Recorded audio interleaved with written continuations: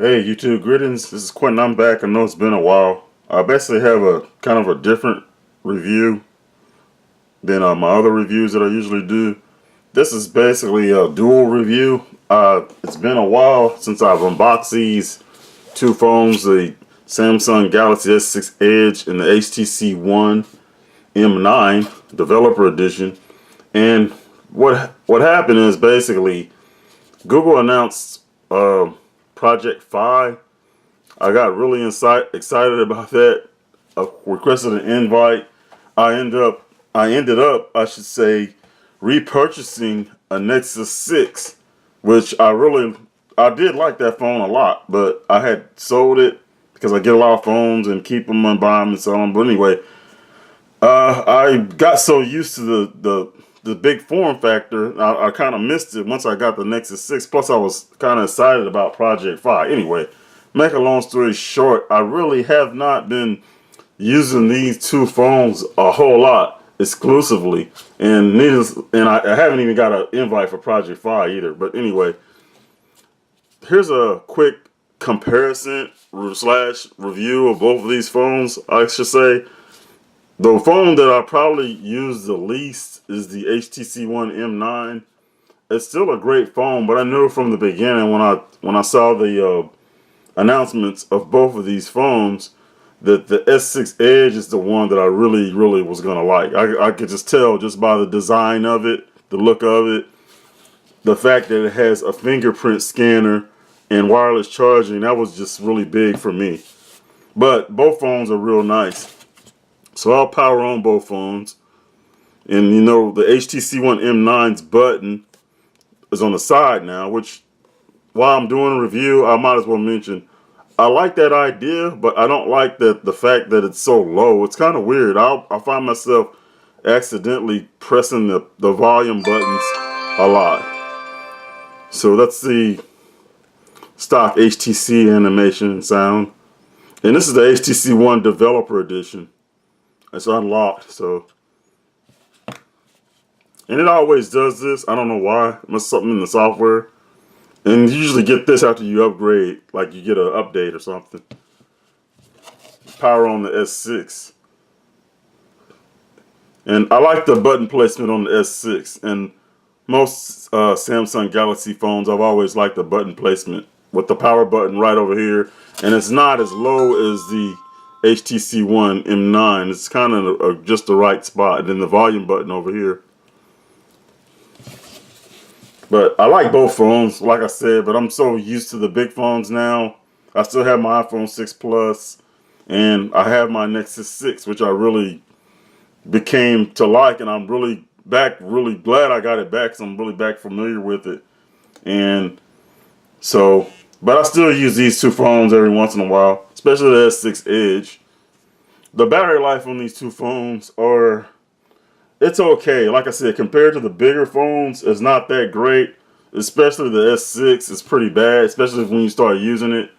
I mean, because I'm so used to the iPhone 6 Plus and the Nexus 6, although the battery is not as good as the iPhone 6 Plus, with the updates it's really improved. So with these phones, the smaller batteries, it's hard to get used to because I can get through the day. I mean, I have no problem. I'm not like a real superpower user, but usually if I'm at work where it drains the most, and when I'm using it off and on the most, that's when it really drains. But anyway, the S6 Edge, what I really love about it is the fingerprint scanner. I mean, that's probably the biggest highlight for me of it, because that's something I really did not like on the Note 4 in previous than the S5 with their fingerprint technology. But you know, it has a watered down version of TouchWiz. You know, you see the app, all my open apps right here with the similar the Android Lollipop, the Android Lollipop, you know, look. And I think you can, no, you can't change that on this one. On the HTC One M9 you can. You can basically, right now I have it like the lollipop theme, but on the M9 you can change it to another different setting, like layout. See, the layout's in the card view, and you can change it to a grid view. Well, actually, that's the app drawer. That's not actually that's not actually the recent apps. But the recent apps here, you can change to, right now it's got the basic Google, stock look with your multi-apps, which I actually like better. And then the HTC one, you can go and change the view. And I know this is not how you, yeah, that's it. Well, actually, that was it. You change it right from there. And this is the grid view. And then you can go right back to settings and change it back to the card view, which is the lollipop, which is what I like better. So the S6, I think it has, this is the look of it by default. So, and plus you can close all of them at one time. So I kind of like that. Let me clear some of my notifications. Oh, it's still downloading updates. And I'm a fan of stock Android too. So that's another big thing that kind of makes me not use these phones a whole lot. If they had the Google Edition version of these phones, I'd be all over it. I love them, But I've never been a fan of the skins, TouchWiz or Sense. So I mean, I just never been a fan of it, especially since Androids got past probably Kit Kat. When they really improved it, well, Ice Cream Sandwich was a major change, but when they really made it nice, with Project Butter, with not Ice Cream Sandwich, but I believe it was Kit Kat, or the operating system just before Kit Kat. That was where they really changed it to where I really liked it, and I had always liked stock Android anyway because it seemed faster. I got all my notifications. It was not as much glitches and stuttering. You don't get stuttering too bad on these phones. I mean, with the hardware they have, it's a lot better. And like I said, I like them, but I still overall like stock Android better. And you have your blink feed here, and this can be turned off. And I kind of like blink feed, but since I don't use this phone a lot, and these phones are really nice. The screen, I'd highly recommend them if you're not really having to have stock Android. One thing about Samsung is they try to be so much like Apple. Like, this is I usually use Nova Launcher on here just to make it closest to stock Android as I can. But if I'm using, for this review, I'm using the stock launcher, which is not bad, but you notice on this wallpaper of the beautiful actress, you can see when you move it, I don't know if you can see it on camera, but it kind of moves, floats, just like on iOS, and Samsung, I mean, it seems like they always try to copy or do things like iOS, which I don't know. Some people might like that. Some people look at it as a negative, but that's just something I noticed. They have the wallpaper illusion where you're moving it and the wallpaper kind of slides or moves under the icons. And then, the folders always sort of look like iOS, a little bit similar. The icons a little similar. And that's one of the things I really don't like about TouchWiz, but I mean, I like this weather widget though. That's pretty cool. And the interesting thing is if you install Nova Launcher like I like to do, you can't get this weather widget. I mean, you can get it, but it's weird. It's not this, you don't have the clock, it's just the weather, and it's real weird. And that's just, I don't know why they did that, but anyway, because they want you to use their launcher.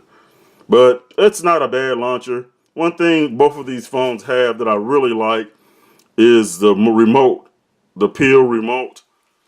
And I had the widget on this one. I think I have it on my other launcher. But right now I'm using the stock launcher of Sense here also. But they both have this remote. You can add it as a widget, which is what I like to do. And then you can remotely control your TV. And that's something I really like.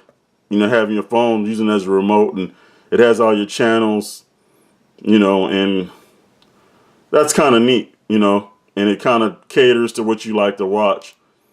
And that's something you can't do on a Nexus. I mean, they don't have a IR sensor like these phones, and so you can't do that. So that's an advantage of these phones over like a stock phone like a Nexus. The camera, like I'm not a big camera person if you watch my videos before, but I do like the camera on both of these phones. The S6 is really probably a lot better. The M9 I haven't used it a whole lot, but from what I've used it is not bad, but it's not as good as the X6 camera from what I can see. The S6 camera is really good. I mean, it's like on the level of an iPhone. So I think you like it. Most people would like it. Storage, both of these phones. Now this phone, I got the 128 version because you can't get expandable storage. Some people look at that as a negative. So, I mean, you might like this, the HTC One M9 because you can put an expandable micro SD card in. I have a 128 card in here plus 32 gigs of storage. So it gives you a lot more storage. I have just the max 128 version. You know, you just got to pay more money. So, I mean, I can see where that would be a negative. I don't mind onboard storage because I'll just pay for the higher version as long as they provide more, which that's what Samsung does, Apple as well. Google is starting to provide that with, you know, I have the Nexus and a 64. So, and 64 is probably good enough for me, any normal person, I guess. But, I mean, you can't never have too much storage, you know, in my opinion. So I don't mind them having 128. Some people think that's ridiculous on the phone, but I'm glad they included that. But that's probably an advantage for the HTC One M9 over the S6 in some people's opinions because it has expandable storage. The S6, to me, what I really like about it is just the design of it. You know, and it's got this neat little deal where you rub the screen. See if I can get it to work. Rub the screen and it brings up your information. Of course, it's not going to work now when I'm trying to show it on camera, but you've probably seen it on other videos. You rub the screen and it gives you your info right here on the curved action part of the screen. So, and I can't get it to work now, and then you have a night clock too. So that works. And let's see if I can get it to work. Nah, I can't get it to work. Anyway, that's something I like about it. It is a little unusual to hold because, I mean, it's because of the screen, the way it's shaped, and you got the thin area right here. Some earlier reviews that I watched said how they didn't like it or it felt weird, and I didn't agree with it initially, but since I've been using it, I understand what they're saying. I don't dislike it. It just feels different. But if you put it in a case, it kind of doesn't feel as bad. But it's still a real nice phone. Like I said, out of the two phones, this is the one I use more than other than the Nexus. And this fingerprint scanner, of course, is really nice. It's probably about 99% as good as the Apple one, you know. And it's just, I mean, I guess the only real difference is the Apple one is a kind of a circular shape, and this is more elongated. And it seems like the Apple one works maybe a little bit better, but not by a lot. And some people probably don't even know, would say they're both equal, which I would understand. But it just seems like the Apple one, you don't have to, this one you have to get your finger totally, really, you have to get it on there really well. I mean, like I said, it works like 99% of the time if you're paying attention to what you're doing. But that's a really big plus. And with the announcement of Android M and how the fingerprint reading is going to be embedded into the operating system, that's going to bode well for new Android phones. Hopefully they have a fingerprint scanner on the next Nexus. The speaker quality, which a lot of people talk about, which I usually listen to my phones with my like music on my phones. I listen to them through earphones or through a Bluetooth headset, and so I don't really listen to the speakers on the outside. So that's not been something that's really been a big deal for me. But of course, the HTC One with the dual front speakers and the enhanced HTC, used to call it boom sound, but they call it something else now. It works a lot better. I mean, of course, but the Samsung speaker is actually pretty good. The screen This is a Super LCD. No, this is a Super AMOLED, and this is the LCD screen. And they're both really good screens. Interestingly, I should say, excuse me, enough. I prefer the Super AMOLED screen now. I usually prefer the LCD, but the Samsung's really improved their technology with this type of screen. It's more colorful and just, I don't know, I just like the look of it. Okay, anyway, that's just a little review of both these phones. Now, I know it's not a lot because I haven't been really using them a whole lot, but just an update on why I haven't really did any individual reviews. You know, I got hooked on, so excited about the Project Fi deal, and now I got a Nexus and I've been using that. One other thing I would like to mention is I like how they put the 5 I mean not the 5, excuse me, the 3.5 millimeter headphone jack on the bottom. I think that's kind of cool. Only thing I hate that Samsung does is, well, not Samsung, HTC, is the way they offset the micro USB port. I can't stand that because I have card docks and that I put my phones in, several card docks, and this one I always have to make some kind of adjustment or move something, or it doesn't fit correctly because of the way they have this offset. And they have a universal dock that I'll review soon, and that's really the only one you can use it in, but I don't really like it for my other phones, and I'll get into why in that review. But anyway, like I said, both great phones. You know, if you're a person that, you know, switches every 2 years for a phone, I would highly recommend either one of these phones. My preference, probably between the two, would be the S6 Edge because I like the design, and then the fingerprint scanner, wireless charging, which I love. So that's just my personal preference, but they're both great phones. This is the developer edition of the HTC One M9, so that's a big plus because it's unlocked. Anyway, I've been babbling. Just a quick update. Look forward to some more updates on other things, maybe Project Fi or Nexus, or hopefully the Project Fi. If I get an invite or later down the road, they'll allow more phones on their network. It's just not just a Nexus phone. Anyway, that's just a quick update on these two phones, what I feel about them, you know, why I haven't really been using them that much. But anyway, thank you for watching my video. Have a nice day.